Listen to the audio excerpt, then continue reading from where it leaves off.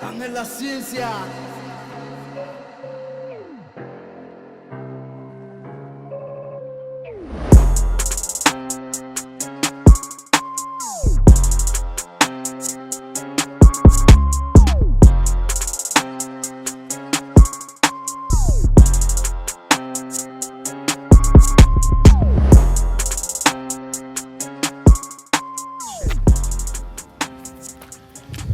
How we doing, ladies and gents? What's going How's it on? We actually have had a 6-week hiatus from the Hideaway. It's been sad. It has been a long time. We have not played poker in a couple weeks, but we're ready to get back in it. No Rosie today, unfortunately. He's back in Oklahoma right now. Do another good 1-2 session here. Hopefully we're not too rusty, but you know we'll be tossing in some Congress and Omaha. Oh, Jack, look at the pool. look how the pool's looking Oh today. shit, it's frozen. I think we might have to up the stakes, so maybe like if you make 2K, we're jumping in the pool, breaking that ice. No chance I'm jumping in unless I make at least 2K. So everyone knows in poker how you can't start the game on the button. So they move me, my very first hand, to the cutoff. I look down at ace king offsuit, ace of clubs, king of spades. Not a bad first hand of the night. Let's see the action. The under the gun player limps, the hijack limps, so obviously raising spot. I make it $12. We see a call from the button, the small blind, and then the under the gun player re-raises me to $75. So we see a good old-fashioned limp 3-bet, and in this situation I'm putting him on pocket aces and pocket kings. Then I'm also putting him on small pocket pairs. And looking at the specific player type, he was an aggressive type, probably a 50-year-old white gentleman who liked to talk, and it didn't seem like he was a nit by any means. So although I might be a little more scared on a super tight player, I actually decided to go over the top here and jam all in for $290. All in. I know you might think that he's gonna call light because, oh well, it's this guy's first hand, it's gonna look pretty bluffy if he jams all in. Well, I mean, my reputation at the Hideaway is still pretty tight, so I'm not exactly worried about that. Basically, I am looking for a fold here. The good news is we avoid a super snap call, so he doesn't have aces or kings, so now I'm totally fine. If he calls, we're coin flipping, and if he folds, I win now, so I don't care what he does. Thankfully, he does just make a fold, and he does make a fold and make our life easy. He shows pocket tens. Understandable fold from him, and glad we can take down pre-flop. Definitely think jamming there is the best play, guys. For this hand, we look down at pocket kings, the second best hand in poker. Under the gun, I bet $15. Folds all the way around to the cutoff, who's only got about $125 in his stack. And he makes a pretty interesting play and decides to rip it all in. I'm loving that. Folds back around to me, I make the snap call, and he flips over pocket 10. So we're in great shape. We're off to a run out, and I'll let you guys watch the run out yourselves. You get it? Yeah, I got it. Thank you. Good angles for you? Thank you very much. Absolutely, buddy. And bang, we get coolered on the river. Pocket tens takes that one. Nice hand to that gentleman, and we're gonna have to top up. For this hand, we look down at 9-8 offsuit. We are on the button, and we see the under the gun +1 player bet $10. This was the same player that we beat all in the hand previous, and now he is getting aggressive. He's raising it up way too light. I see his cards he's flipping over. He's bumping it up way too often. When the cutoff, who's a weaker player, makes the call, although I normally would fold 8-9 offsuit, I make a call here in position, hoping to steal against worse players, and the big blind makes the call as well. Going off to a flop. Flop comes 10, jack, queen, rainbow. Yeah, we flopped this straight. That is a beautiful flop, I must say, for 8-9. The big blind checks, under the gun bets $20 now, and the cutoff calls 20. So in this spot, definitely going to be a raising situation. The only thing I am dead to is ace king. Because the under the gun player has been loose, I'm not immediately going to put him on that. I decided to raise it to a smaller sizing, $55. I don't want to fold anyone out, and I'm pretty sure they both will call for this 2.5x sizing. The under the gun player folds, but we have some good news. The cutoff jams it all in. For $170 total, $150 more to make the call. Because this gentleman did never 3-bet. He could have ace king in his range, but a straight is way too tight to fold here ever. I make the snap call, and we're going off to a run out, which is the queen of hearts, not ideal, and the 7 of hearts on the river. I flip over a 9-8 offsuit, and we're good still. Our opponent had king queen offsuit for top pair plus an overpair. He picked up trips on the turn, but that wasn't good enough. We're stacking up very nice today, gentlemen. Before we get a chance to top up, another guy at the table actually became short stacked as well. I tell him if I look down at one good card, I will rip it all in, and he promises that he will call with any 2 cards.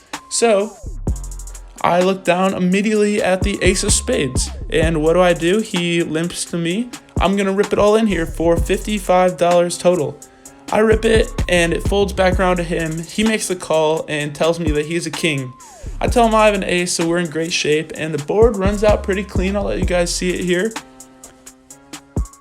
The board runs out clean, and he flips over king 10 offsuit, so we scoop it here with ace high. Our stack is back up to a little over 100 now. We're looking down a stack of $800. When we get kings in the cutoff, the under the gun bets $20 this time. Hijack makes the call. I go for my smaller raise sizing again to tempt these weaker players. I re-raise to $50. Now, under the gun takes the bait and jams for $142. And he does not look very strong. I am very comfortable with his range. And now the hijack makes a call for $142. He has another $200 behind. I see the aggressive player showing his cards to Jello. I think he's very weak. I don't think he has anything. I don't see anything to do here besides jam it all in for another $200. Put this guy to the test. He doesn't seem too comfortable as I stick my chips in the middle, but he does make the call for $342 total. We are going to a 3-way all-in $1,000 pot. Let's see a run out, boys. Please, can we hold one time? Kings all in. I am nervous. I am excited. We're going to a run out. 3 ways all in. We cannot do it multiple times. Let's see a board. 5, Jack, 8, 2 diamonds. Tyler is making us wait. He is making us sweat this one out. 6 of spades. Okay. Oh. 6 of spades. Come on, keep the cards low. No birds. 3 of diamonds. Okay, I flip over kings. Are we good, boys? Ace, queen. No, we are not. All my dreams, dust. Hopes, down the fucking window. My fate, sitting right in the middle of the pot. Stupid flush. Boys, yeah, unlucky run out. Can't do anything about that. We're gonna hopefully try to chip back up. About 2 hands later, we are told by the gentleman to our right that he will rip it all in no matter what his next 2 cards are for about $100. When I look down at ace 9 offsuit and he rips it all in front of me for $113, I'm going to make the call here and hope to see a good run out. So I make the call for $100 something, folds around, and we're off to a run out. I'll let you guys watch the run out again.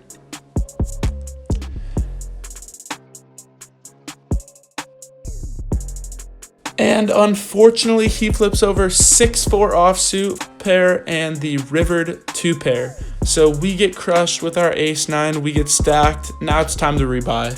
This hand, we are in the big blind. We look down at a pretty hand. 8-9 suited, 2 limps, and the hijack makes it $12.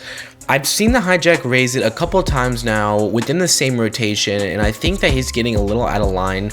I think that the play here is going to be call 95% of the time. But because my image was tight, every time I 3-bet, I had kings, aces, ace, king. I decided to go for a rare 3-bet bluff, and I go for a big sizing. I'm out of position, and I make it $65. This should raise tons of alarm bells. All the limpers fold, but the initial aggressor actually gets sticky and makes a call. Knowing that, let's go to a flop, which comes 6, 10, 6. I decided to slightly down bet here to $50, looking like I'm trying to get value from aces, kings, queens, jacks, and tens. He does make the call, however, not ideal. We're going off to a turn card, which is the queen. I don't think he's too strong. I'm hoping to get him off any small pocket pair between 9s and 2s, hoping to get him off pocket jacks. I think I could be slowing down here, but because I pick up the double gutter, I decide to keep going with the bluff. I think we can fold out pocket 9s, pocket jacks, pocket 8s. So I decide to fire $200, which would be all in for the gentleman. He has to make a decision now. Do I have aces? Do I have kings? Do I have queens? So the sweat is on $200 in the middle. Does the bluff get through? Nope. He calls, puts a chip in the middle. Not ideal. We're hoping to hit one of our 2 straight outs. We need a jack. We need a 7. Come on. Nope. We do not get there, and we lose a pretty big pot. End up losing money. After the king's hand, we were already in the red, and after this hand, we slipped further down the red tunnel. I think I played pretty well, although the bluff did not work. Unlucky to lose the big pot earlier, and we'll try to learn going to the next video. For this next hand, we look down at a premium under the gun, 8-9 suited. Spades, my favorite hand of all time. I'm, of course, going to open this to $15. Folds around to the big blind who makes the call, and we are off to a flop. Flop comes 2 queen 9, so we flop middle pair, not too bad, and she actually donks into me right now for $20. Kind of a weird spot. I decide here to use a little table talk to see if I can get some information from her, and we actually get just exactly what we want. Listen in here. Can you beat a queen? No, not She yet. straight up tells us that she has a queen, which is actually great news for us. You know, I'm going to peel a card. I call for $20, and the turn is a 9. So we drill our trips. That's about all we need here to beat a queen. She bets into me for $20 more and says that she's not lying, that she's a queen.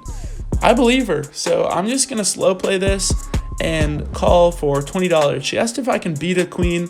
I say I can't just yet. Just getting a little tricky here. And we are off to a river, which comes the 8 of clubs.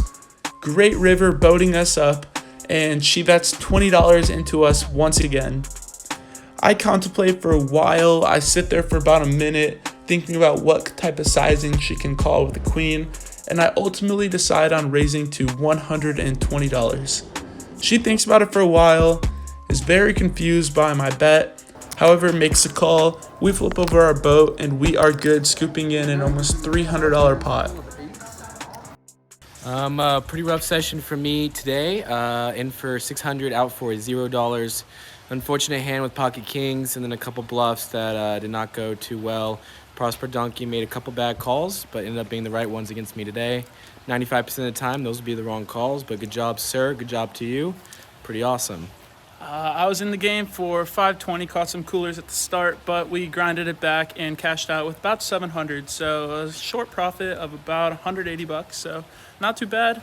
Fun playing with the Prosper Donkey. Definitely a tough session to start it, but we will grind it back. And we might have been a little rusty, but you know, we'll grind it back. So check out these new masks we got. They're Yeah, check out the merch, guys. I am getting very broke playing poker here.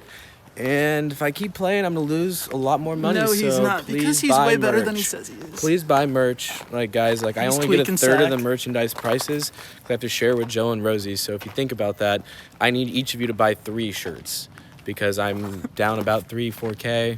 So think about it. So thanks. I need each of you to buy 3 shirts. He's not down that much. He's tweaking.